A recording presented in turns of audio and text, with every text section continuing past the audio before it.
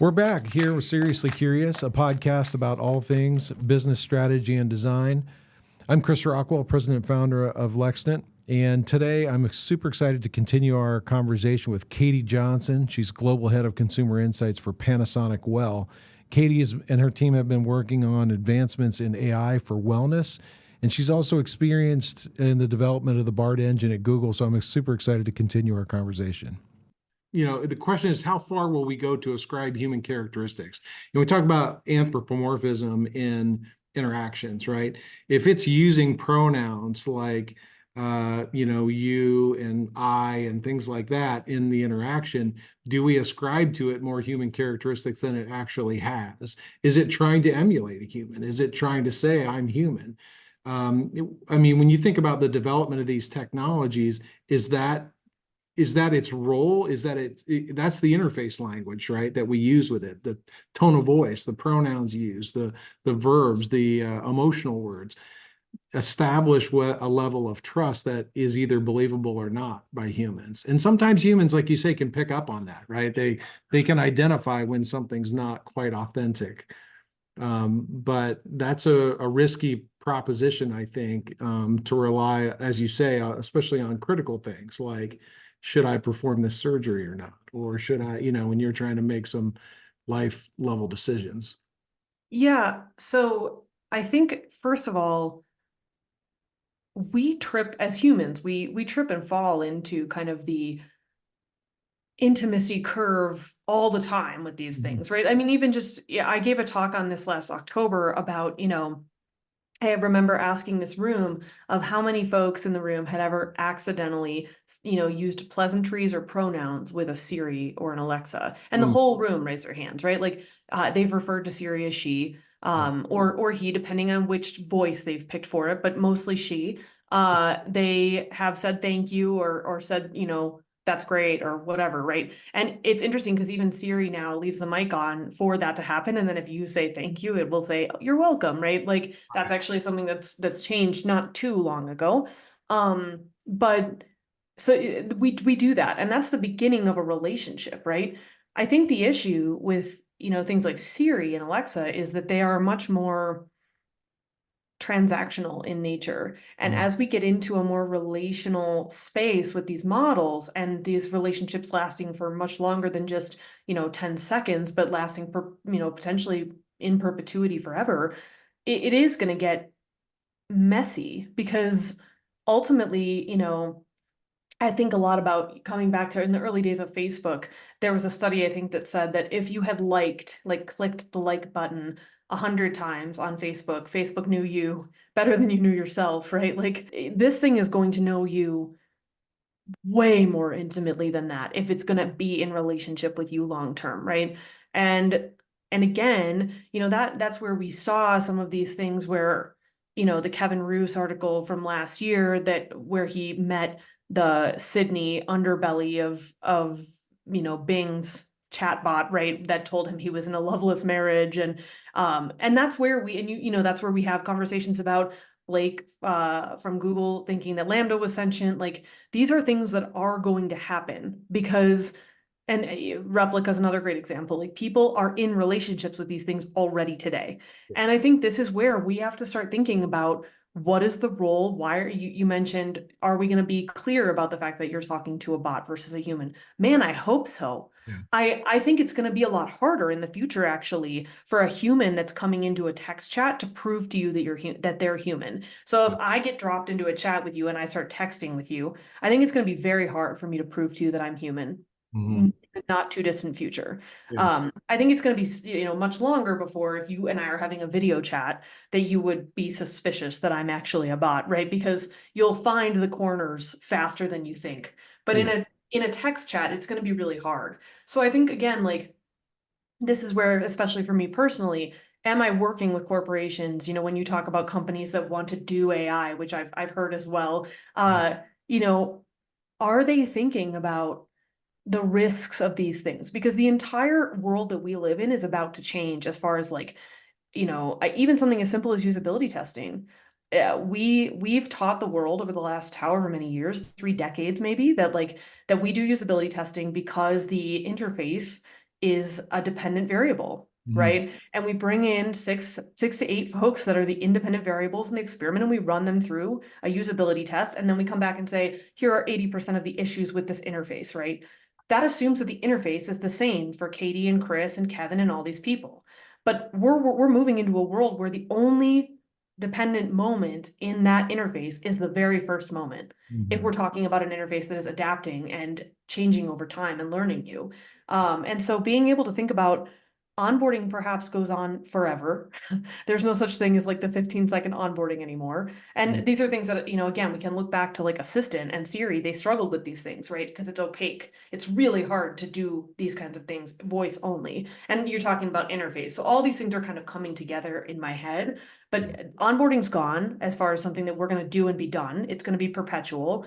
There's going to be, the concept of usability testing is going to have to evolve. User research is going to have to evolve. These are things that we are going to have to think about differently as a group of practitioners, because you are going to be in relationship with these models, whether or not you even are aware that you're doing it.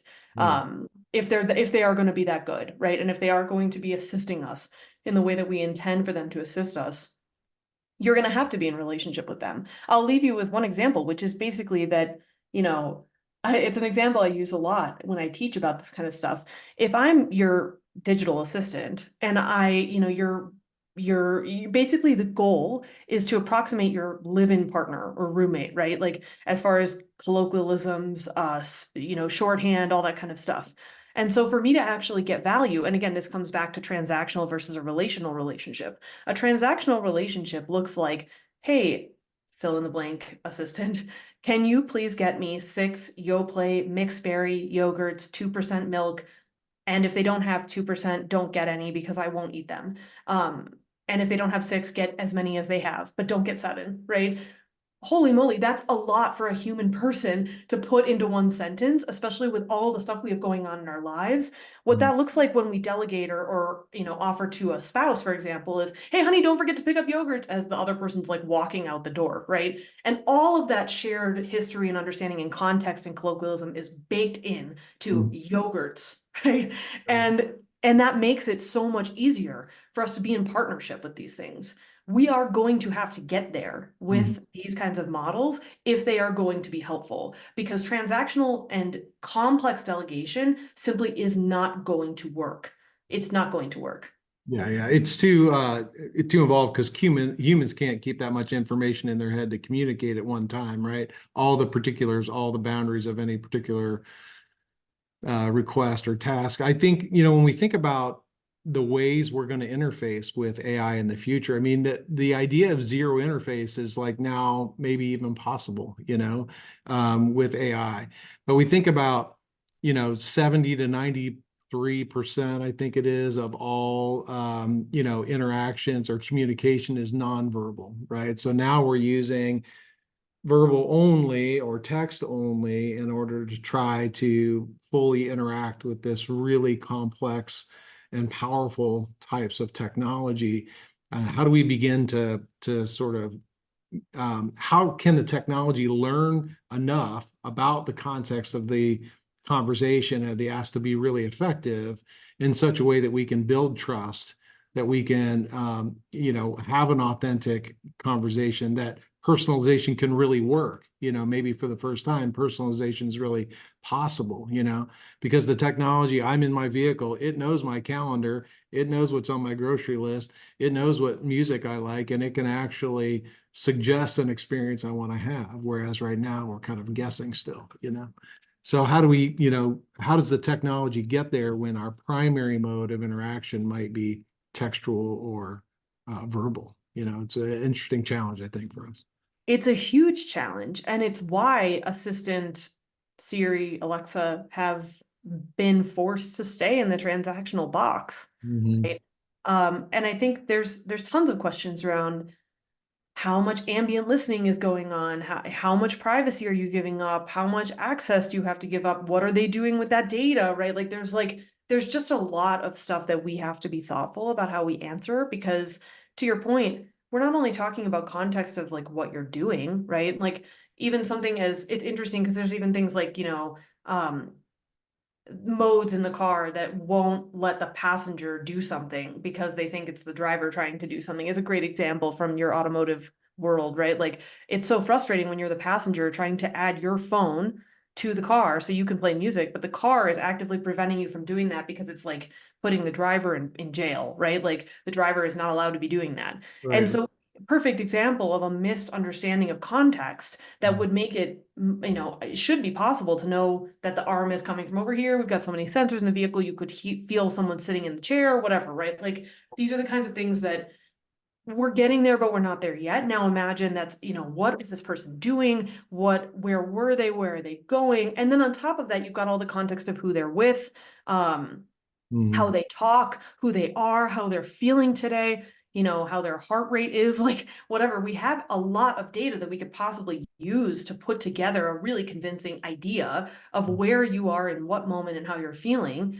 And yet, we're talking about stringing together a lot of different sources that are not easily connected in today's world. Mhm. And B, um, that is pretty much giving unfettered access to big tech to your entire life, right? And, again, we're not here to talk about doomsday scenarios, but I think being cautious about what nefarious things could happen if all of a sudden, you know, your data on your heart rate is being used to calculate what you're doing, right? Like there's just some really weird, scary stuff that can happen. And so I think we need to be thoughtful about how we're building these things. And then to your point about the text piece, zero interface is such a sexy idea, and yet people have five senses for a reason, right? Like it's not that we're supposed to be doing all of our processing just through our ears.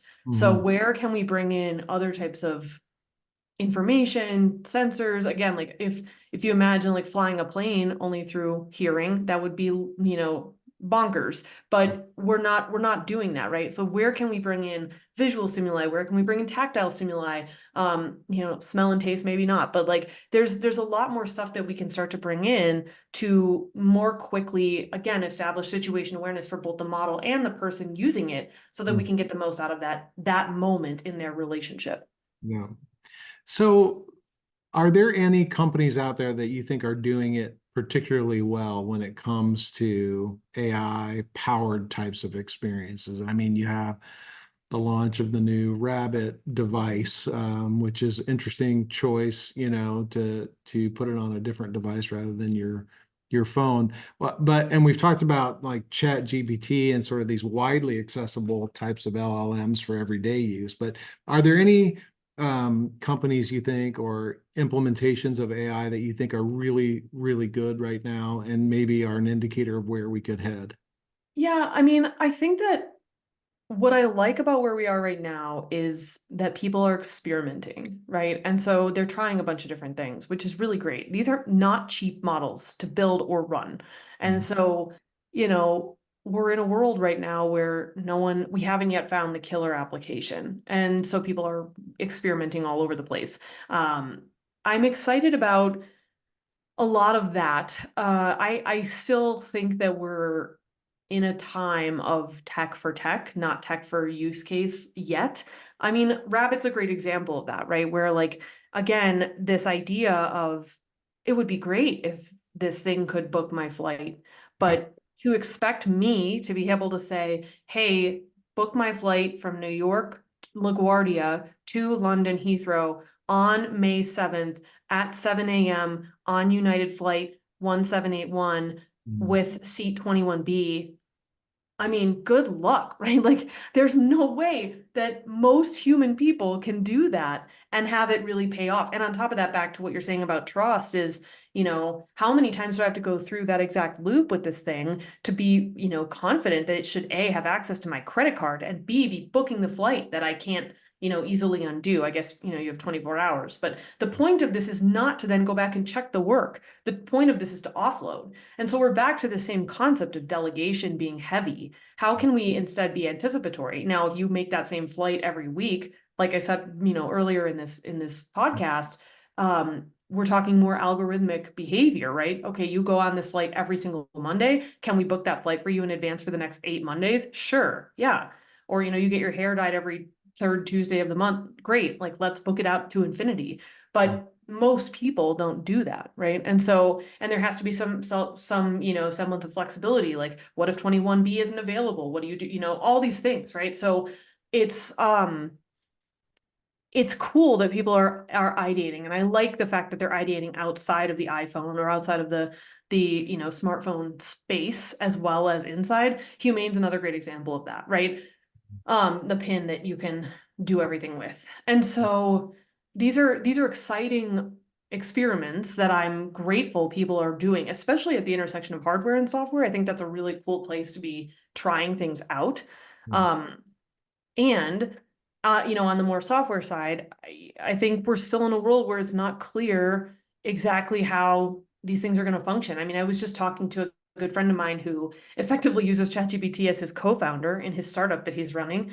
And for things that he doesn't know how to do, like marketing and sales and that kind of stuff, right? Getting advice and working with it and going back and forth. And I think for him, there's power in just externalizing his thinking, like just being able to externalize his thoughts is meaningful, which I think is great, right? Again, he's not going to go tell ChatGPT to go buy a bunch of Facebook ads, right? Like that's not something he's ready to do. And he even told me the other day that he finds himself unable to converse with GPT using audio because he needs to see his writing to be able to get the most out of that interaction. So again, I think that, and then we had this great conversation about whether or not that was generational. And so, it's interesting to see the beginning of some of these experiments.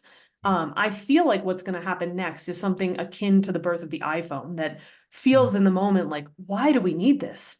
Like, we already have BlackBerry, we can send emails on our phones. Like, that's all we really need this for. What else would you possibly need this for? Yeah. Right. And now it's like, if I can't find my phone, I have a panic attack, right? Like, I can't live without my iPhone. And so I think being, excited about that, the advent of whatever that is going to be is really cool. And I think the reality is it's going to be multimodal. It is not going to be, only audio, only text. It just cannot be. It's not going to work. So also some of these AR applications and some of the experiments that we're seeing with like, Ray-Bans with Facebook or Meta, right? Like there's some really exciting stuff that's going on. I don't think anyone's hit it yet. Mhm. And I think underlying it on the model side, the thing that I think is really interesting to watch is the role that we cast the model in is going to matter deeply. Like how how are the power dynamics going to be between us and the model? Are we going to enforce that or not? Like, do we want someone to fiercely debate us and change our minds, or do we want it to be an actor that does what we want, does what we say, right, without pushing back? How much do we want it to have its own life, its own backstory, its own reality? Like, is that dangerous for falling in love with it or being in a codependent relationship? Yeah. These are really powerful questions that, again, like these different companies are, if they're training their own model, if they're building their own model, they are making these decisions. And coming back to like what I do for a living, if we're not thoughtful about how we make those decisions, and I don't mean it's going to take years of research or, a million doctorates to get it done. I think just doing experimentation and seeing what works, not just in a 60-minute session, but over time is going to matter. Because if we don't get this relationship right, if this is not designed deliberately, it will not work. Yeah.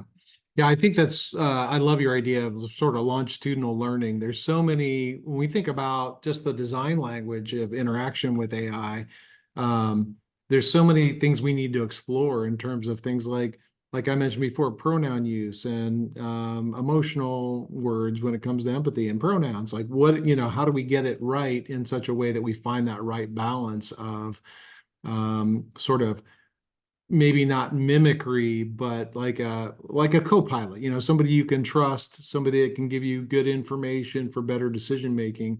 But maybe we avoid putting too much trust in these things that are really have no stake in the outcomes of what this interaction is all about. It doesn't care if it fails, right? It doesn't care if it gives you the best information.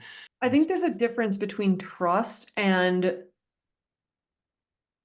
humanity, right? Like and sentience and these kinds of things. And I think that is for people that don't work in the space, even for people that do work in the space. I think it gets confusing. And so this is a world where we need to hold the line as technologists and builders and product people. We need to hold the line and help people understand this is the line. I've done a ton of work in the space that tells me that there's a very clear line that we need to not cross as far as the product itself, because people will feel like we've gone into the uncanny valley.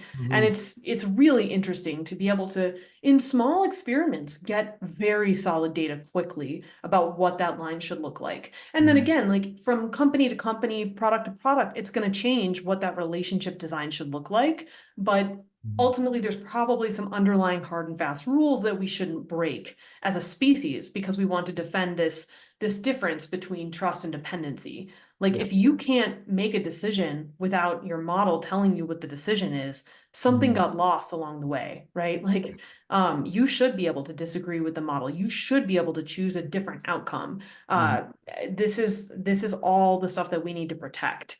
And it's important for us as technologists to understand that, this is something I wish more people knew. We don't know how it works.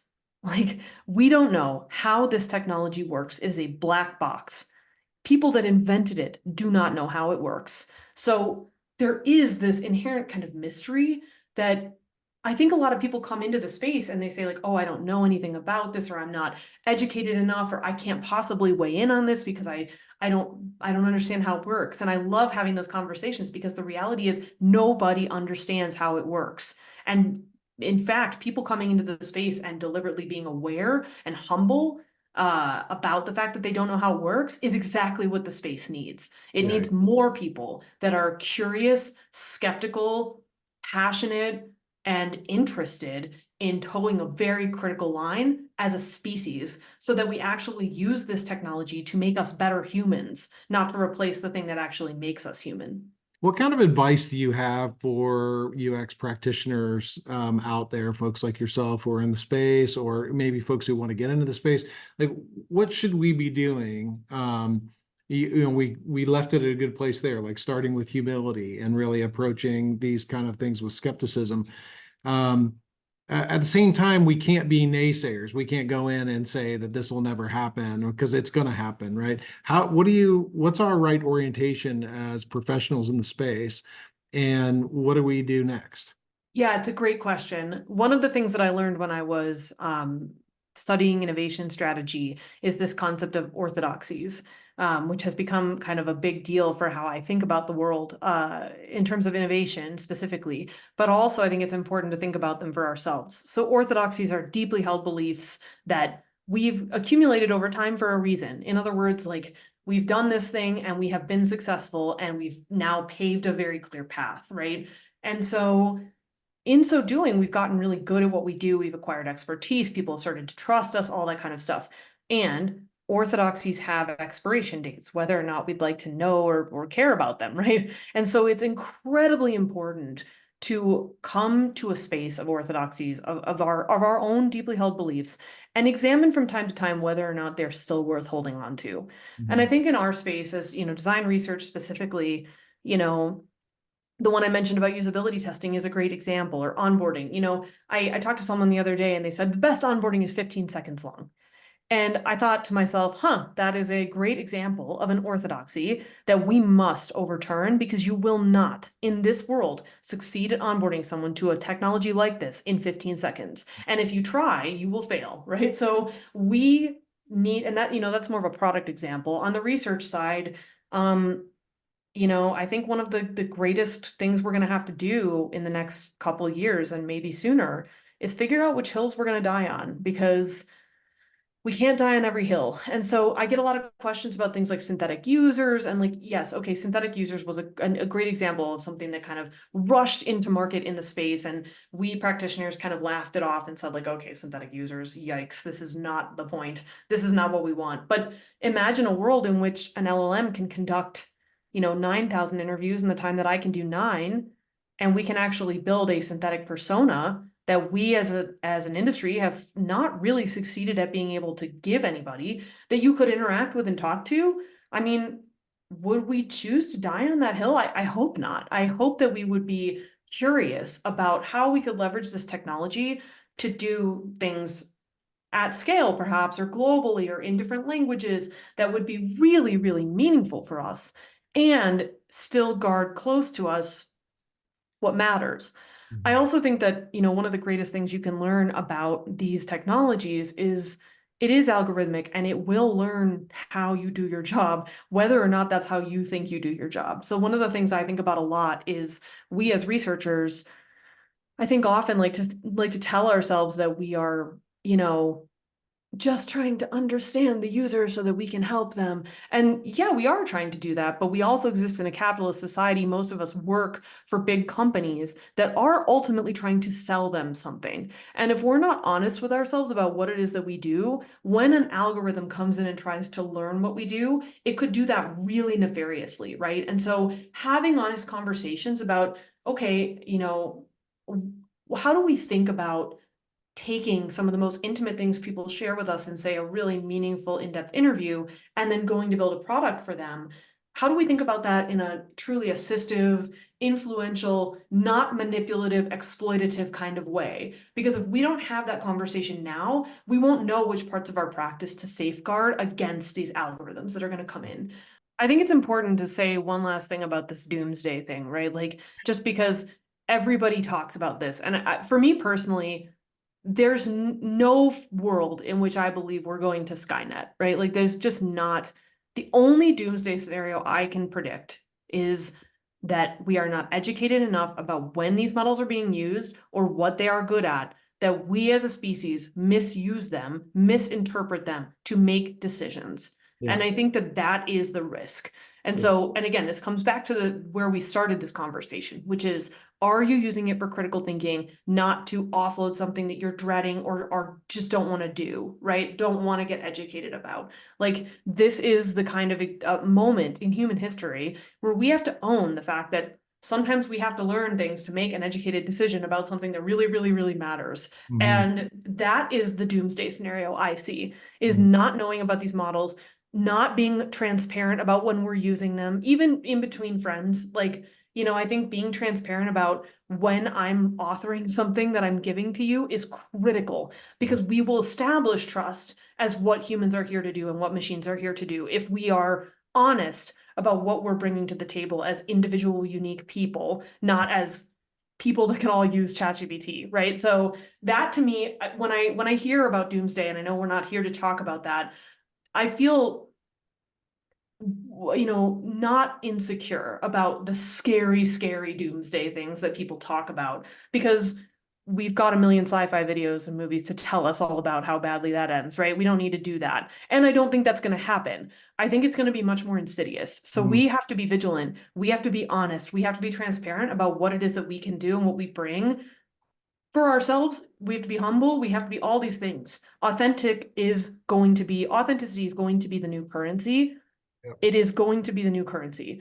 So that's my ask to everyone that is listening, whether or not you've been working in the space for a year, whether or not you just arrived and you're feeling insecure about what you can add, like, that is what you can add. Authenticity is what you can add. We Mhm. need to have more of that, times a million, forever. And then we can start to use these technologies responsibly, and we won't have this doomsday outcome. Yeah, I think brands, I mean, there's a big bet that a lot of these companies and brands are putting on this kind of technology. And if you don't deliver well, if you don't deliver authentic, and you try to fake it in a way that is sort of misleading end users or customers, then and that goes wrong in some way, you will tank your brand in a hurry, because people will come to not trust your brand. They won't trust the products and services that you're providing. So there's kind of it's important not only for us as practitioners, but for companies and brands to really approach this in a way that is truly user led, is truly user centric, and I think that's one of the big risks I see. I always say that when any of us buy a product from a company, it's a promise made. The experience is where the promise is kept. And if you don't deliver on your promise, and if it's not authentic and trustworthy, and or it's sort of misleading in any way, people are going to push from that experience, and you'll lose your brand in a hurry. So I That's agree. I think it's so important for us to stay vigilant. about those things. You know, my one of my good friends is an English teacher, and he says to his students, you can use Chat GPT to write these papers if you want, but it's like going to the gym and asking somebody to work out for you. It's like there's there's no value in it. So make sure that we're putting in the work too, to make sure that That's right. And that's exactly right. I mean, if you're paying, college tuition is now getting close in some cases to $100,000 a year. If you're paying $100,000 a year to have a robot write your essays, you should really be thinking about what you're doing because you're going to spend potentially a lifetime in debt Mhm. for no reason, right? Like, and I, not to knock on higher education, but I really think that again, like, are we coming to these experiences with critical thinking?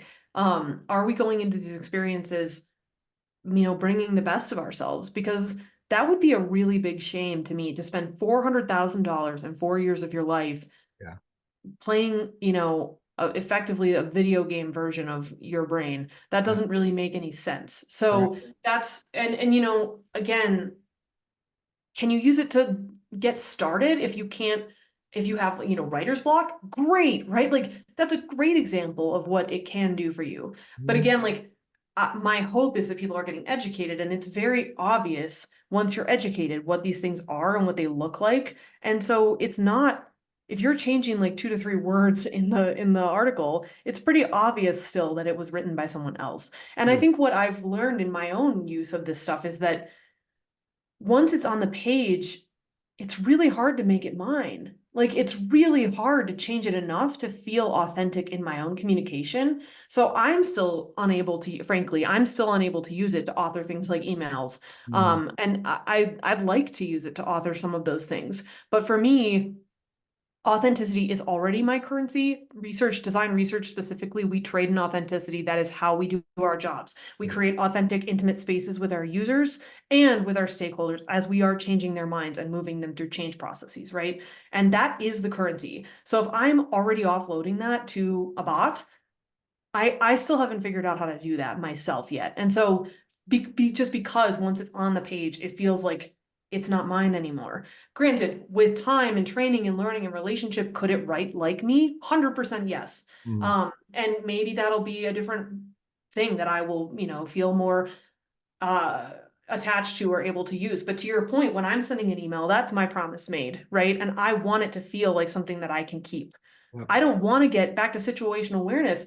I don't want to get in a hallway conversation about an email that I don't remember authoring because I didn't author it, Right. right? Right. Like, and Mhm. so I think we have to figure out like where does ownership end for us in the types of work that we do. In some cases, if you're a salesperson and you're sending 10 million emails a day, like, you're not going to have that problem, right? But sooner or later, as you build relationship, you will. So where are we crossing lines in relationship that we feel we must safeguard? And where are we making promises that we need to be able to deliver on? Katie, this has been amazing. What an amazing time, and thanks so much for spending it with us. I know you're super busy, and this is a big ask for you, so thanks for doing that.